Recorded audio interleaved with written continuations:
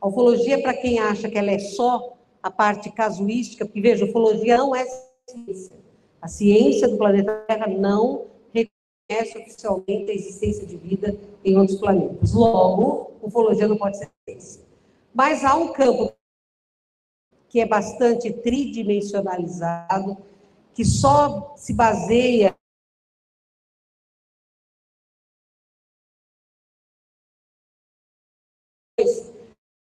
pesquisa.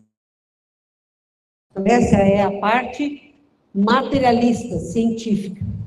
E tem uma parte enorme que vem crescendo absurdamente aí nas últimas 2 décadas, que é a ufologia espiritualista, que discute o contato telepático com seres de outros que podem estar em contato com desdobramento, como é o caso da Sherian, que tem corpo físico e se projeta da nave para falar conosco através da canalização do meu corpo, mas também tem os ultra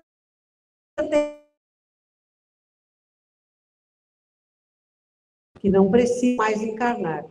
E a terceira parte Ai, meu pai do céu, o que eu fiz? E a terceira parte, que é a parte filosófica, que para mim é a mais importante. Então, a série, a pesquisa ufológica, nós temos que reunir os 3 campos: a ciência, a espiritualidade e a filosofia. Caso contrário, a gente vai ter um estudo completo dessa apaixonante entrada na unidade de película do universo. E nós temos realmente um universo enorme para descobrir. Bom, ufologia, eu acho que eu fico mais... Aqui eu ainda apareço aí, coisa que eu preciso para ler ali, ó. A ufologia não é uma coisa nova. No século XIX, no século XX, nós temos diversos elementos no mundo inteiro que abordam o contato com os seres de outros planetas. No Livro dos Espíritos, Allan Kardec faz 22 perguntas para a egrégora Espírito da Verdade sobre vida em outros planetas. Mas não foi só ele, não. Camille Flammarion, que só foi no seu braço direito, escreveu livros a respeito disso, né? Um deles, Urânia, em que ele fala de vida de outros planetas, citando até seres planta, um planeta onde a vida seria de árvores. Ele escreve A Pluralidade de Mundos Habitados, em 1862, Urântia, em 1889, né? A Revista dos Espíritos, em 1858, traz uma entrevista que Allan Kardec faz com um morador de uma das luas de Júpiter, Bernard Palissy, através de uma canalização do médium Victorien Sardou. O Victorien Sardou desenhava assim como eu, a bola saía quadrada. E ele faz, pela canalização do Bernard Palissy, ele faz um desenho matricial. Vocês lembram da impressora matricial? É aquela que faz assim, que nem máquina de escrever, né? Ele desenha assim a casa de Mozart em Júpiter e de Zoroastro em Júpiter, que estão ali, ó, para vocês verem, ó, casa de Mozart e a casa do Zoroastro em Júpiter.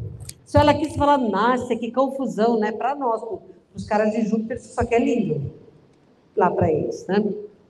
Então, quando Kardec publica essa entrevista na Revista dos Espíritos, em agosto de 1858, tem uma pergunta sensacional. Kardec pergunta para o Bernard Palissy: se o mais inteligente dos homens for para o seu planeta, como ele será encaixado na sua sociedade?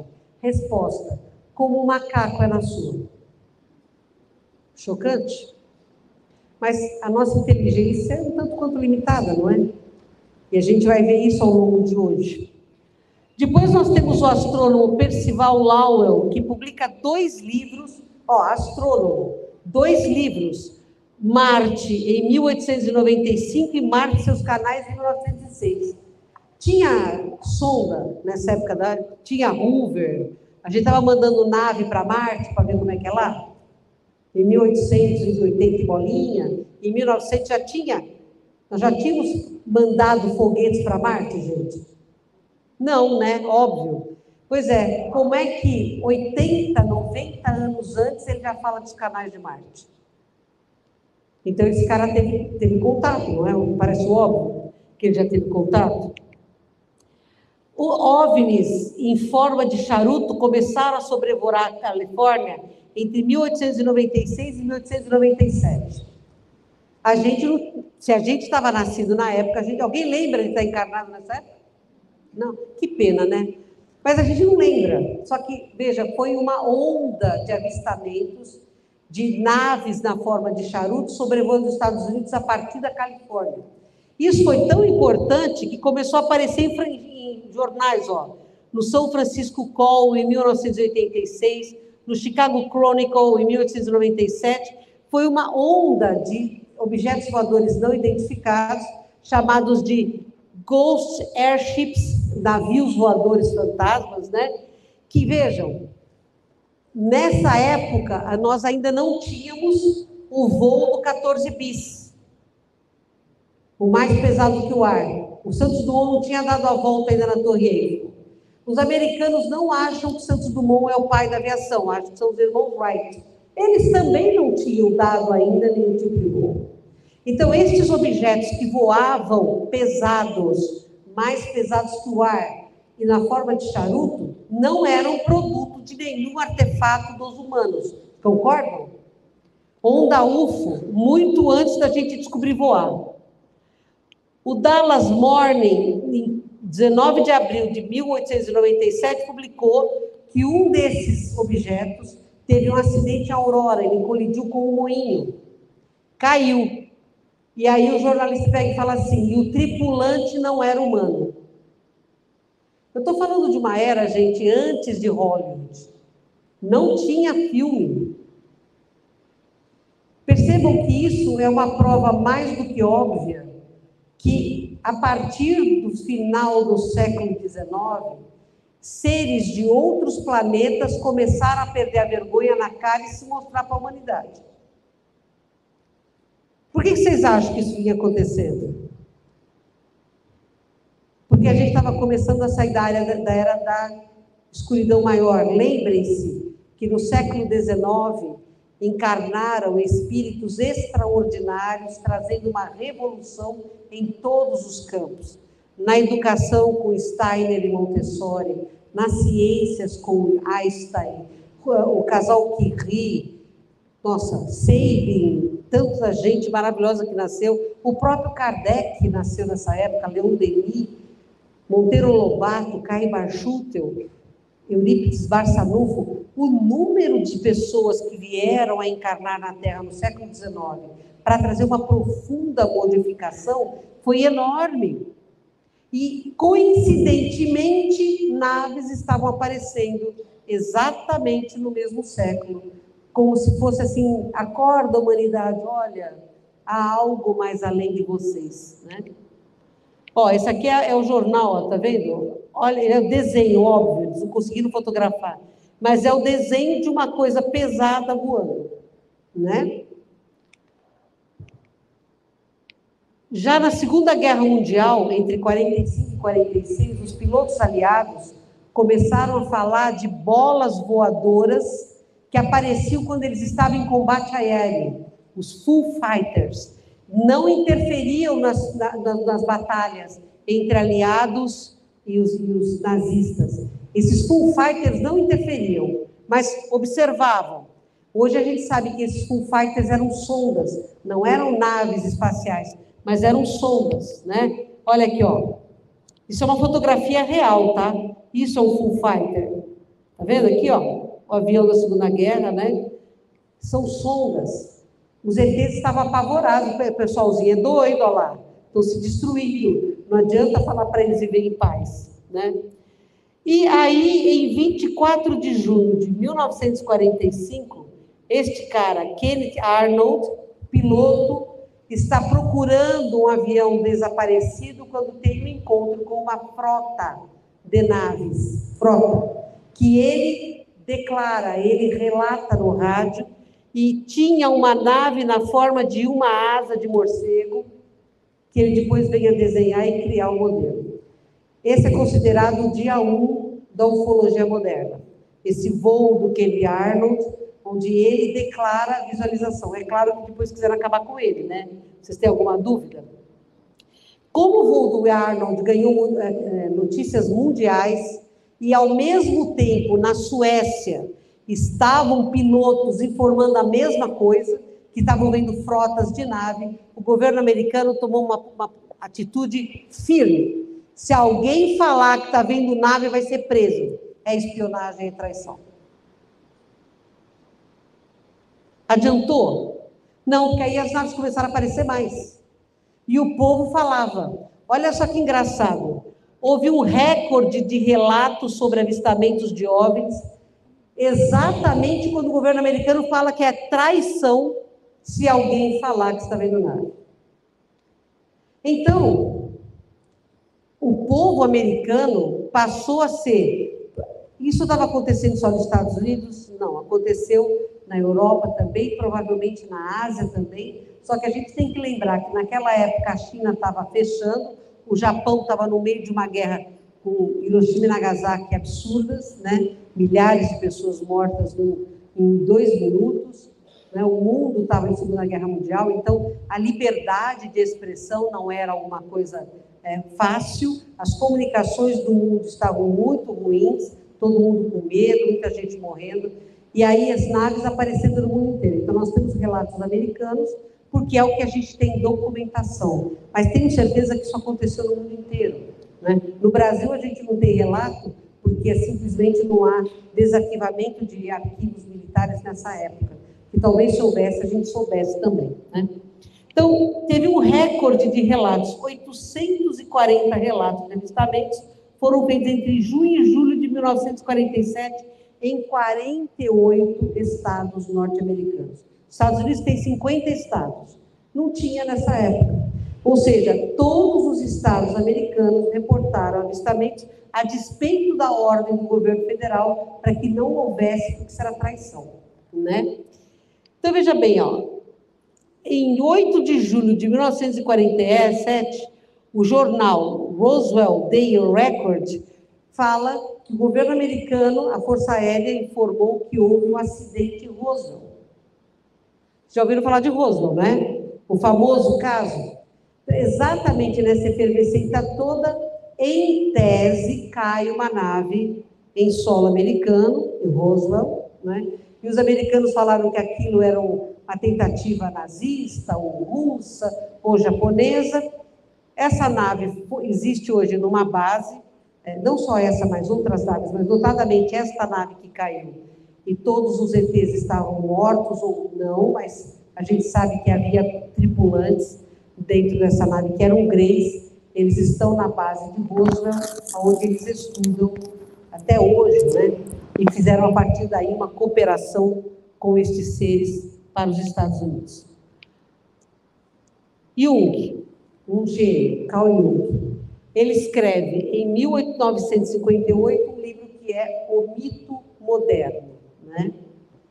Bom, por que um psicanalista escreveria sobre ufologia, sobre avistamentos, sobre humanos que tinham contato ou eram abduzidos por seres extraterrestres? E o que ele fala? Esses são pioneiros.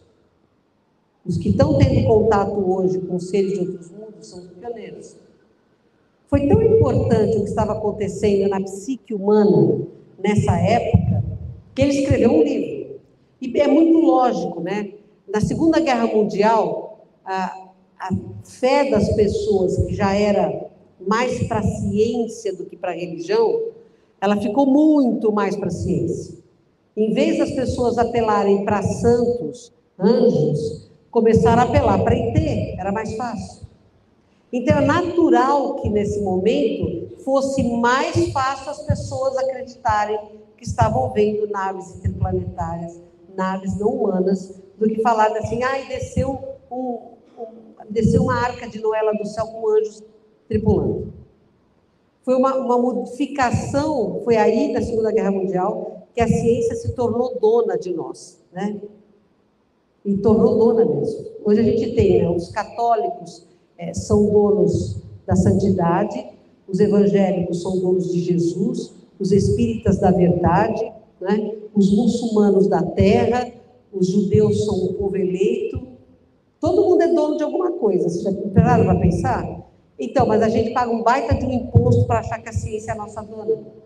Em planetas mais atrasados como o nosso, na expiação e prova, a ciência e a espiritualidade são retas paralelas. Elas vão se encontrar no infinito, mas neste momento elas não se encontram. E é por isso que a gente anda devagar, a um ponto do Einstein dizer: a ciência sem religião é manca, a religião sem ciência é cega. Nós temos que juntar as duas vertentes. A tridimensional que a ciência nos traz e a multidimensional que a espiritualidade é, para que nós possamos ter um horizonte mais vasto, mais claro, mais lógico e que nos torne mais lúcidos. Porque se a gente for pensar bem, nós somos extremamente atrasados. Vocês concordam? Com extremamente também? Como vocês estão dizendo. Pioneiros.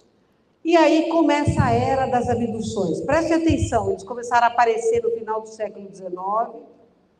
Século XX, eles ficam absolutamente sem vergonha na cara, aparecem mesmo. E aí começa a era das abduções. A primeira abdução, muito estudada e comentada, do casal Betty Barney Hill e da cachorrinha Suzy. Em setembro de 1961. Nessa época, nos Estados Unidos, havia o Green Book. Vocês assistiram o filme do Green Book? Já ouviram falar do Green Book? Pessoas negras ou descendentes não poderiam estar nos mesmos ambientes que pessoas brancas. Não podiam usar o mesmo banheiro, não podiam comer nos mesmos restaurantes, não podiam ficar nos mesmos hotéis. Como a Betty e o Barney eram um casal multirracial, eles não encontravam um hotel para poder dormir. Estavam na estrada procurando um hotel do Green Book. Aí, vira uma luz laranja.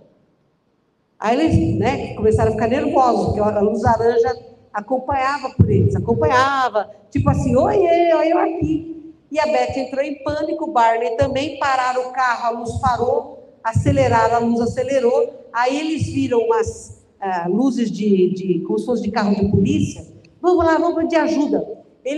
Quando eles viraram o carro de polícia, era uma nave, eles entraram na nave de carro e tudo. É verdade, isso é real. E aí, eles acordam no dia seguinte em casa, super estranhos. A cachorra muito nervosa, a Suzy assustadinha.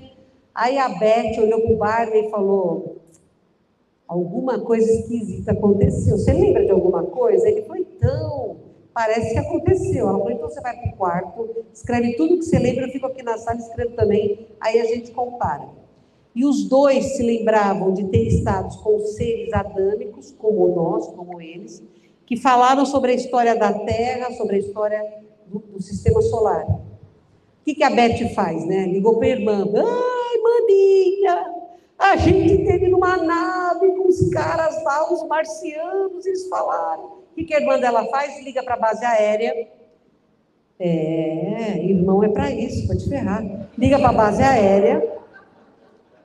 Dali a pouco, toca a campainha. Dois caras vestidos de preto, né? Se apresentam como membros do Blue Book, o projeto Blue Book, e a Betty e o Barney passam a ser investigados e submetidos à hipnose. Foi o primeiro caso de abduzidos submetidos à hipnose por um hipnólogo, um psiquiatra, que não acreditava em hipótese alguma na possibilidade de vida fora da Terra. Então, o que eles relatam é da mais alta importância, porque o psiquiatra fez de tudo para inviabilizar a versão estivemos numa nave com ETs. Esse foi o primeiro grande caso, mas aí, né, espalha para o mundo inteiro. A Betty morreu bem velhinha, o Barney morreu com 46 anos, a Betty morreu bem velhinha, e ela falava para quem queria ouvir. Até hoje os meus amigos ETs vêm falar comigo. Ela não teve medo de toda a pressão que ela sofreu. Então, a era das abduções, quem aí acha que foi abduzido? Levanta a mão.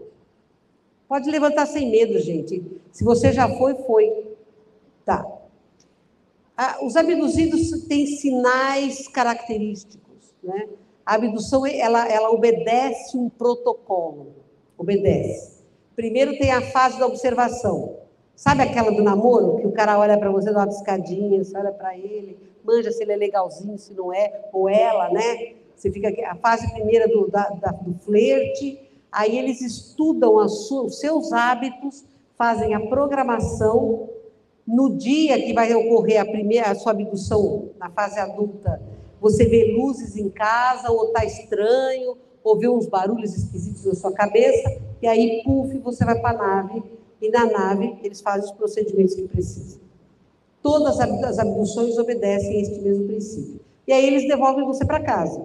Mas eles não são exatos. Às vezes eles botam você com o pijama ao contrário, eles pegam você na cama, devolvem na sala, ou devolvem você em outro lugar. Nós temos o caso de um brasileiro que foi abduzido no Rio de Janeiro e devolveram no Amazonas. E nos Estados Unidos tem um caso muito legal. Abduziram 2 homens, devolveram os caras no carro errado. Eles estão dirigindo, aí um cruza com o outro e fala, pera, aquele é meu carro? Os 2 param, o que você está fazendo no meu carro? Não sei o que você está fazendo com o meu, também não sei.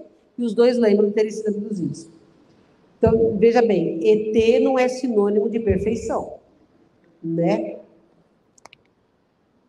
A era das abduções traz um volume grande de pesquisadores, alguns sérios, outros batusquelas de tudo, né? Eu estou citando aqui os meus favoritos, que é o Chris Mullins, o David Jacobs, o querido professor de Harvard,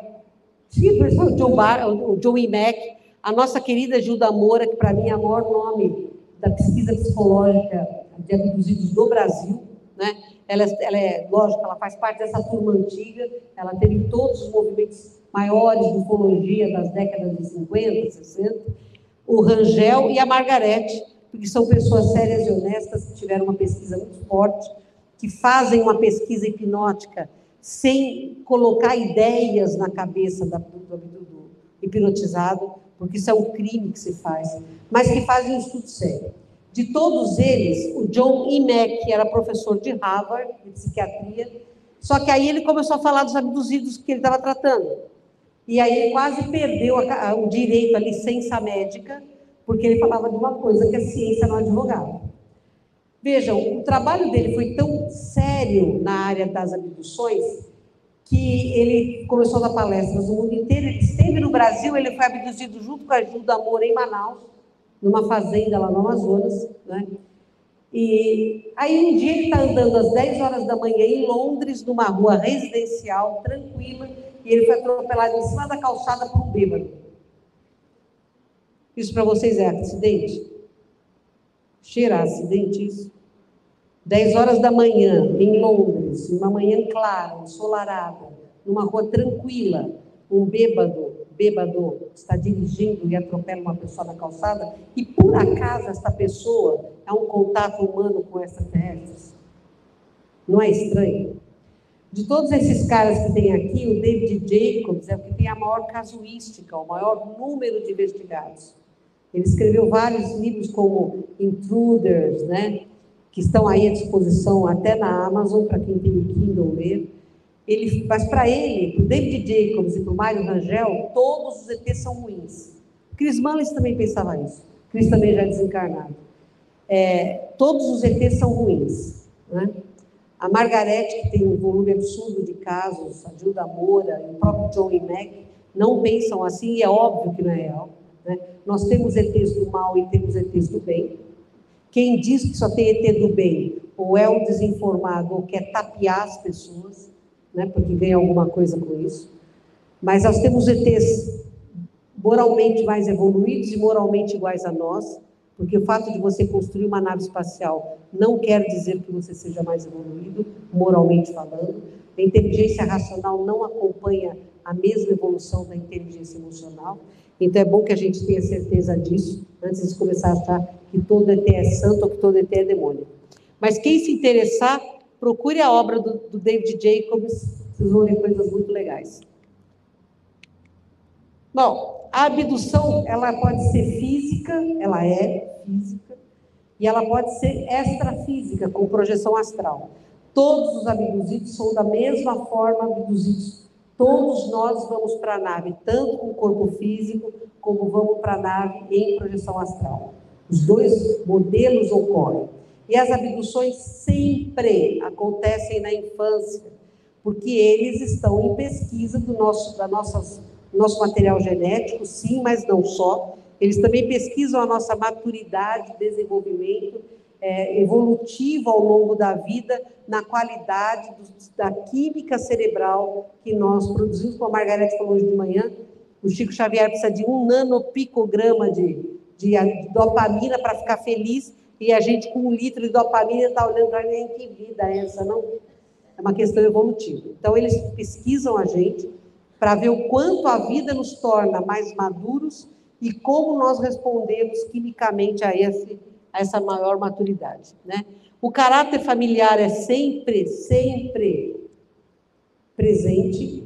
Na minha família, meu avô era abduzido, eu fui abduzida, eu tenho 2 sobrinhos abduzidos. Então, essa é uma coisa que é familiar mesmo, é genético, né? É caráter genético.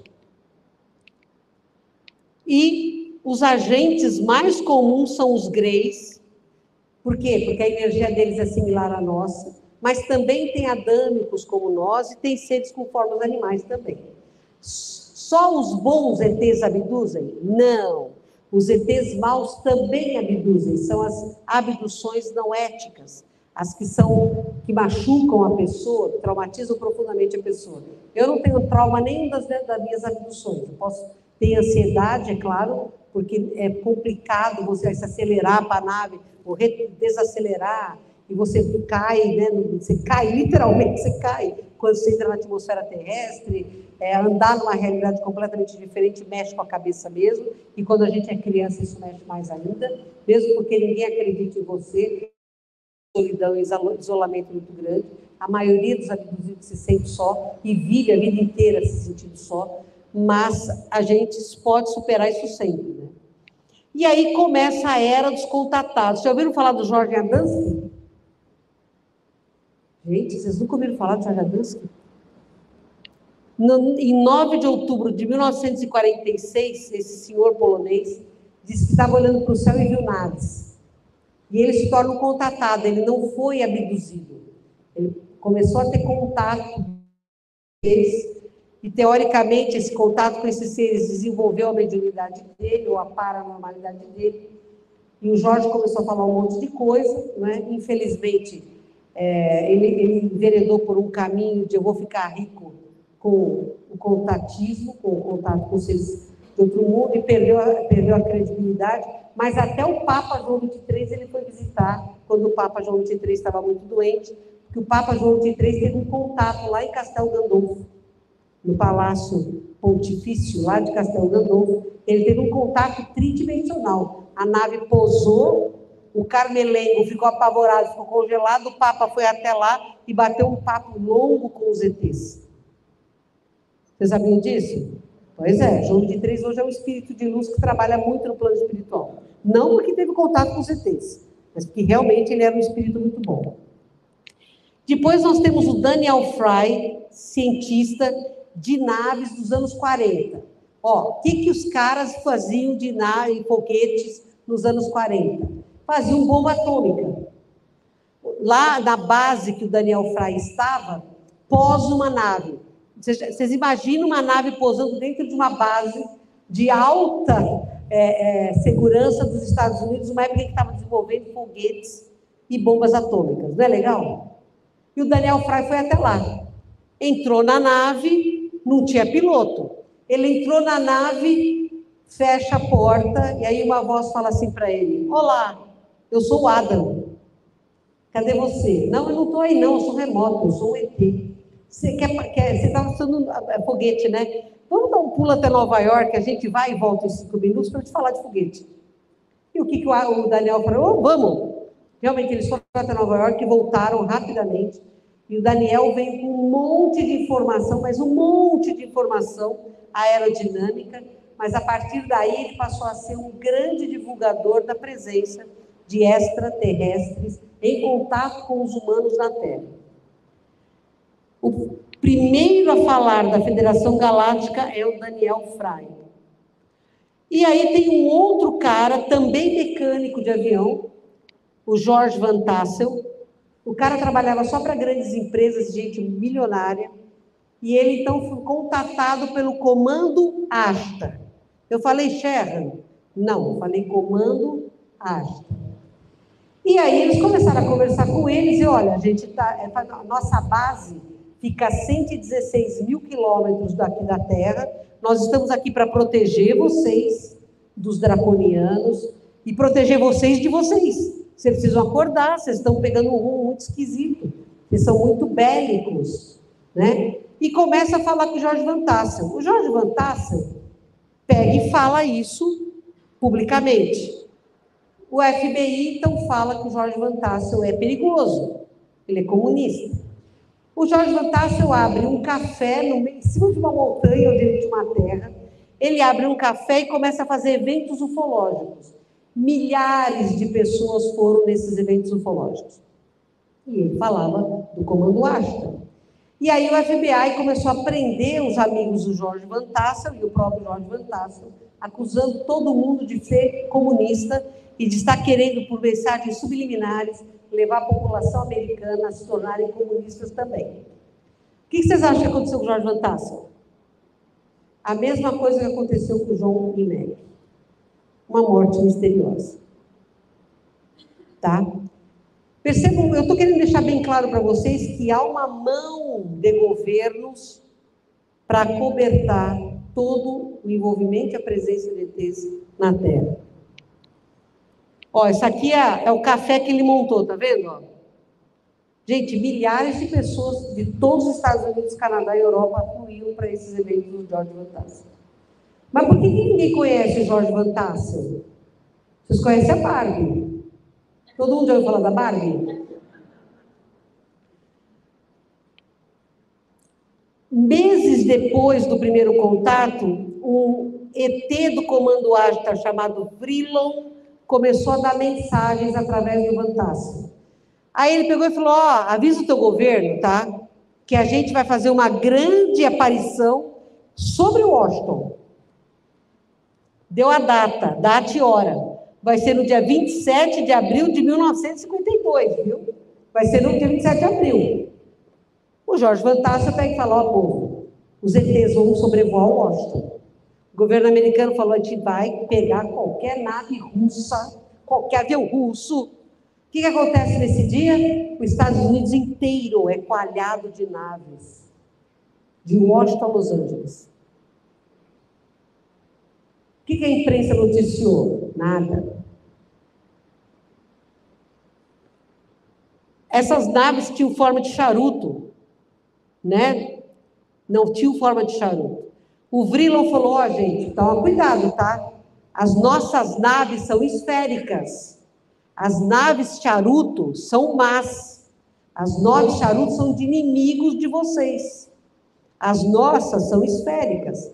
A gente está aqui para proteger vocês, mas vocês têm que parar de fazer bagunças. Vocês não podem criar bombas maiores do que vocês já criaram. Em 52, nós já tínhamos a bomba atômica explodir de Hiroshima e Nagasaki, não tínhamos? 7 anos. Vocês não podem fazer a bomba de hidrogênio. Se vocês fizerem isso, o que vai acontecer com a Terra é muito grave. Vocês podem destruir o planeta. Se vocês quiserem se destruir, é problema de vocês, mas a bomba de hidrogênio destrói o planeta. Isso vocês não podem fazer. E aí eles começam a dar mensagens, até que Jorge Van Tassel é assassinado. E no dia 18 de julho de 1952, antes da segunda onda de avistamentos, ele recebeu a seguinte mensagem: saudações, seres de Chã. Ele chama a Terra de Chã, planeta Água. Eu o saúdo em amor e paz. Minha identidade é Ashtar, comandante deste quadrante da estação Patrulha Cher. Todas as projeções, todas as ondas, saudações. A proposta dessa organização é, de certo modo, salvar a humanidade dela mesma. Alguns anos atrás, seus físicos nucleares penetraram o livro do conhecimento, descobrindo como explodir o átomo. Nós não estamos preocupados com a explosão do plutônio e do R235. O urânio, elemento mãe, é um átomo inerte. A nossa preocupação é com a tentativa de explodir o elemento hidrogênio. Não nos preocupa o desejo de continuar com guerras nesse planeta. Preocupamos-nos com a deliberada intenção deles de extinguir a humanidade e tornar o planeta em cinzas. Esta situação ocorreu antes desse sistema solar e o planeta Lúcifer virou pedaços. Lúcifer é um planeta? Sei lá, o cara falou. Mas a gente sabe que tem um cinturão de asteroides entre Marte e Júpiter, não sabe? Da destruição de um planeta, como os próprios astrônomos reconhecem. Então, nós temos abduzidos e contatados. Os abduzidos estão ligados à nova raça humana. Nós somos abduzidos desde criança para fornecermos material genético e também um estudo comportamental nosso, é levado muito a sério. Os contatados estão ligados ao projeto Nova Terra. São os líderes, que nem a Margarete, acho que o Fabinho também, o Thiago também é abduzido, que são seres que vêm com uma liderança, vêm com conhecimento e que se projetam para falar sobre a mudança que é necessária que façamos a fim de nos tornarmos um planeta de regeneração. É diferente. O abduzido vai para a nave de livre e espancada vontade. E o contatado é convidado para tomar um cafezinho. E aí mata uma mosca na frente de um ET e ela não sabe por que não pode matar uma mosca na frente de um ET. Né? Mas nenhum de nós é vítima, porque antes da gente encarnar, a gente tocou isso. Ou porque a gente tinha consciência da dívida coletiva, ou porque a gente acha que tudo bem ceder o corpo para aquele ser estudado. Por N razões, mas não existem vítimas. Abduzidos e contatados não são vítimas. São voluntários num projeto muito maior de elevação do planeta Terra.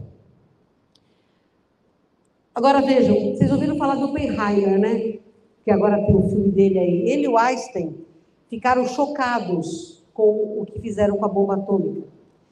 E aí eles escrevem uma carta para o presidente Truman, o presidente norte-americano Truman, falando, olha, presta atenção, não pode continuar a pesquisa sobre bomba. Os militares já sabem que tem naves em torno da Terra. Os militares admitem a presença de ETs em torno da Terra. Nós temos medo que eles venham a intervir se a gente não parar a pesquisa com bombas. O Truman ouviu? Não. O que tomou o poder no lugar dele, Roosevelt, ouviu?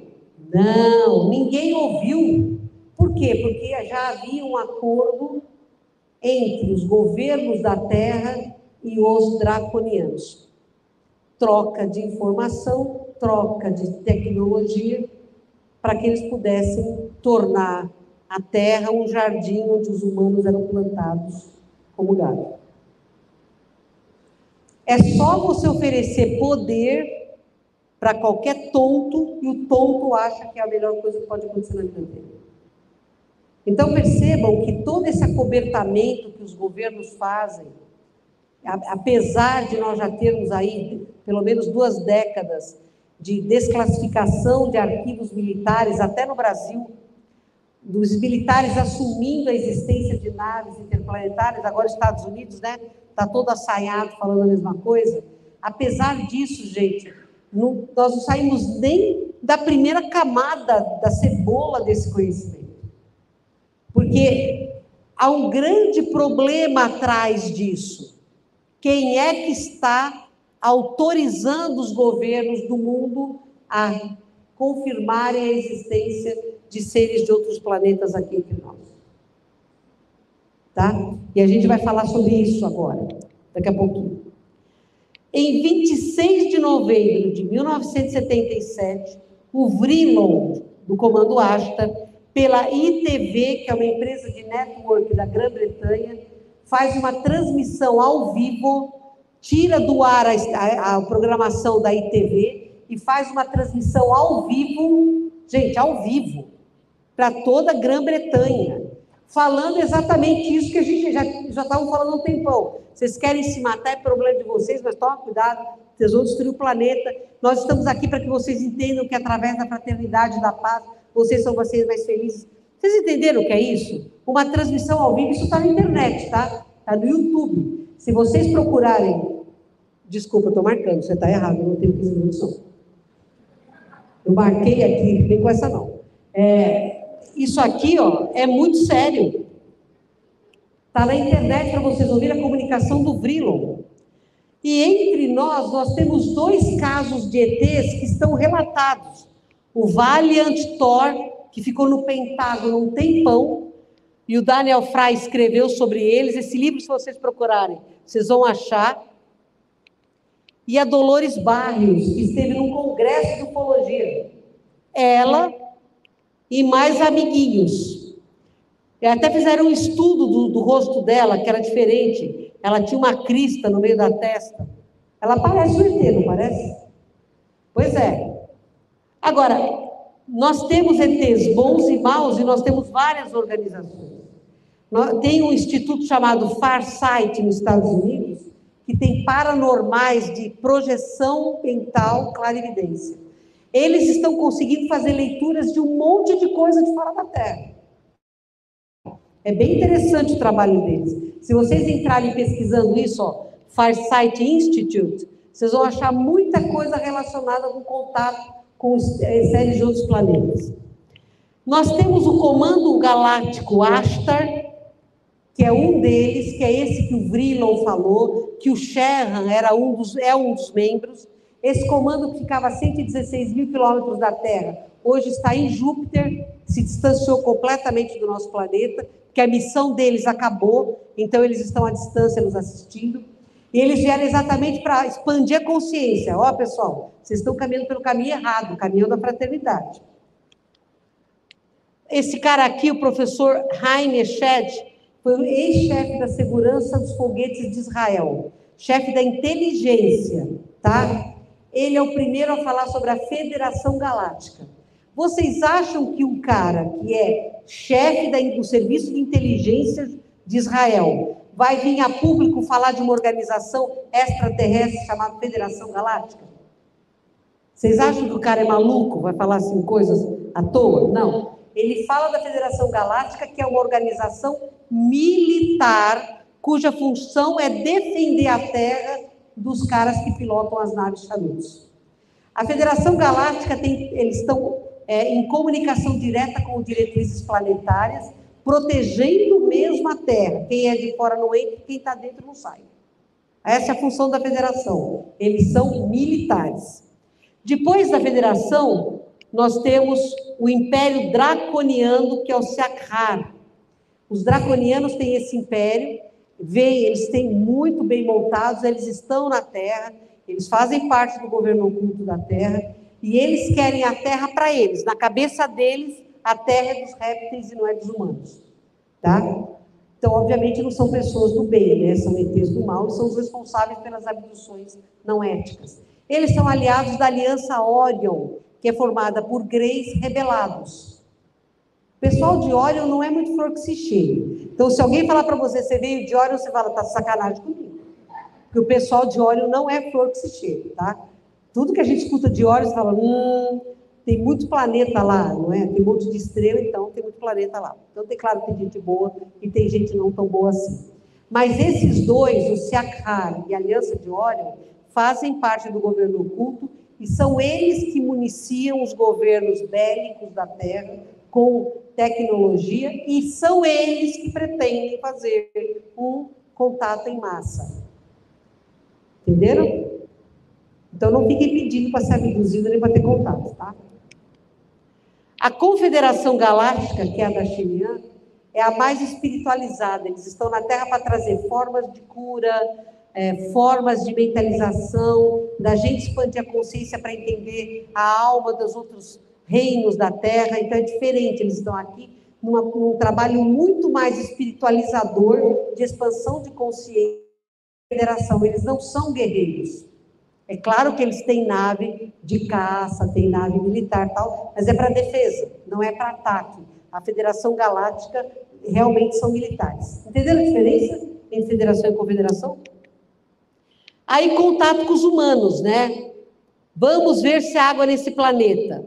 Quem sabe a gente vê que tem vida inteligente. Tem muita água. Estão privatizando tudo. Não pode não ter vida inteligente, mas está cheio de espertalhão.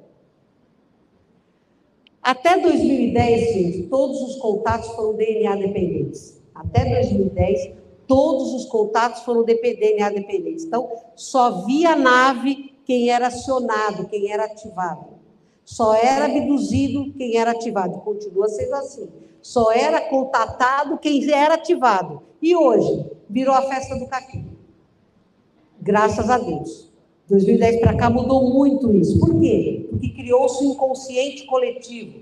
Criou-se... A humanidade hoje acredita em vida extra da Terra. Você pode até não acreditar que tenha, mas um volume significativo de humanos já criaram esse inconsciente coletivo, e é por isso que tanta gente está lembrando de contatos que teve, de abduções, está tendo sonhos. Por quê? Porque saiu do oculto, ficou no lúcido, né? Nós temos vários níveis de contato. O Joseph Allen Hynek, da NASA, foi um cara extraordinário em estabelecer processos de conhecimento do contato conosco. Então, o contato de 0 grau é quando você vê aquela luzinha lá em cima. Você não sabe se é satélite, se é um cometa. Você não sabe o que é. É uma luzinha lá em cima. O de 1º grau é quando você vê um OVNI ou mais. Um ou mais OVNI. Você vê. É nave mesmo.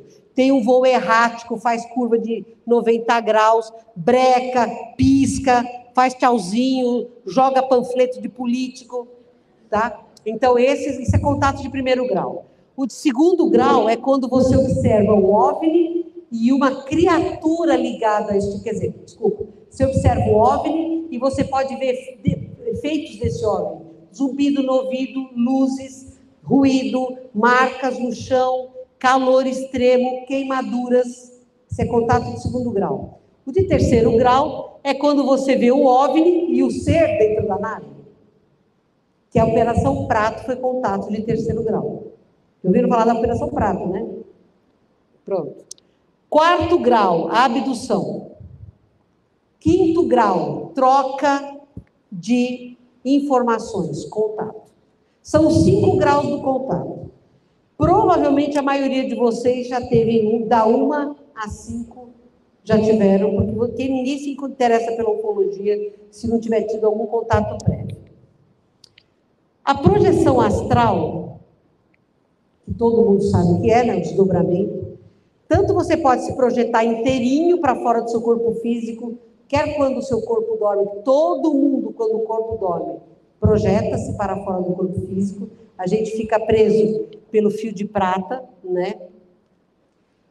Mas também pode ser parcial, que é a projeção mental, só a mente que se projeta. E quando a gente se projeta só com a mente, não há limite para onde você pode ir. Quando você se projeta inteiro, há limite, porque o nosso fio de prata, ele é extensível, mas ele não é infinito. Então, talvez dê para chegar na Lua, mas não dá para chegar em Marte. Tá? Então, muita gente fala, nossa, mas eu tenho certeza que eu fui num outro planeta. Você pode estar indo numa holografia. Ou você pode estar revivendo, através de uma hipnose que eles façam, de uma vida que você teve num outro planeta. Tá? Então, não é que a pessoa está mentindo, ela está relatando uma experiência que ela teve, que, na verdade, pode ser uma holografia, e normalmente é uma holografia mesmo. E o nosso desdobramento, a projeção astral, tanto ela pode ser lúcida, que nem o Wagner Borges, que para mim é o maior médium projetor que nós temos no Brasil, né? Pum, ele sai do corpo, um paranormal de projeção, como pode ser induzida, que para nós, a maioria de nós, é isso que acontece. Dormiu, vê alguém que fala, acorda, filho, vamos passear, vamos trabalhar. E por que é importante a projeção astral? Porque o cilindro azul depende dela, né? Então, o projeto Contato, ele já passou por várias fases. A primeira fase que eles tinham era de observar os humanos. Isso começou na Idade da Pedra, nos hábiles, e vem desde lá, tá? A segunda fase foram os contatos e abduções, que sempre aconteceram, tá? Se vocês acham que isso aconteceu primeiro, depois do Barney e da Betty Hill, homens da caverna eram abduzidos, indígenas, aborígenes, a abdução sempre aconteceu na Terra, e contato também. É que a ufologia moderna trouxe isso mais para frente. A terceira fase foi a formação de híbridos. As crianças cristais que chegaram aí, as crianças diamante que começam a nascer em 25. A partir de 25 começam as crianças diamantes. A quarta fase foi a ativação, que se deu em dezembro de 2017 ou 18, Marta? 2017, dezembro de 2017, começou a fase da ativação. Quando o pessoal começou a lembrar de tudo, lembrar de abdução, lembrar de contato, lembrar de um monte de coisa. E, finalmente, a fase 5 do contato em massa, que não é... A Terra está pedindo socorro, pelo amor de Deus. Então, a missão Cilindro Azul veio na pandemia. Eles não tinham prazer em contatar os humanos, não tinham, por causa disso. Eles têm medo, eles se assustam com a ignorância, com a imaturidade, com a superficialidade, com o egoísmo dos humanos. Eles não queriam entrar em contato conosco. Mas aí veio a pandemia. Eles sabiam que a pandemia ia vir e eles participaram de como que a gente vai ajudar essa turma maluquinha. Essa é a Shelian. Acho que eu já mostrei elas para vocês, né? Essa é a Shelian. E a discussão foi como fazê-los entender. Eles não são maus, apenas se esqueceram que são bons.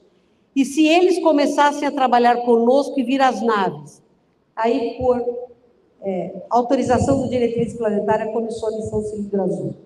Que nada mais é do que levar a gente, milhares de humanos, para dentro das naves, para ter contato com todas as formas de vida pacíficas da nossa galáxia e trabalhar ao lado destas inteligências pacíficas em prol de quem sofre no planeta Terra.